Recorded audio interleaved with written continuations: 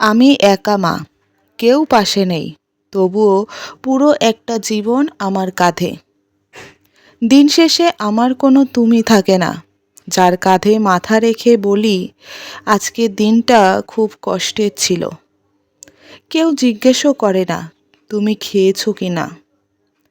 রাত জাগা মানে শুধু সন্তান অসুস্থতা না, রাত জাগা মানে একা একা কান্না করা, নিজেকে বোঝানো সব ঠিক আছে। আমার বাচ্চার সামনে আমি ভাঙতে পারি না, ওর কাছে আমি সুপার হিরো। তাই নিজের চোখের জল আমি নিজের বালিশেই লুকাই। প্রতিদিন কিছু না বলেই শুনি, স্বামী কি হলো, তুমি একা কেন, কাজ না করলে কি হতো।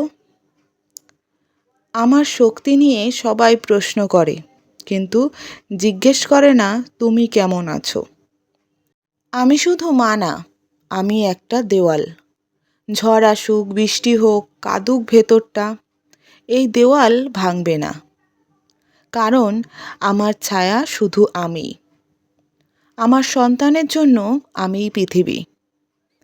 কেউ যদি ভাবেন সিঙ্গেল মাদার হওয়া দুর্বলতার পরিচয়, তাদের বলি একবার দিন-রাত, অর্থ সমস্যা, সমাজের চোখ আর সন্তানের দায়িত্ব একসাথে নিয়ে বাঁচার চেষ্টা করো।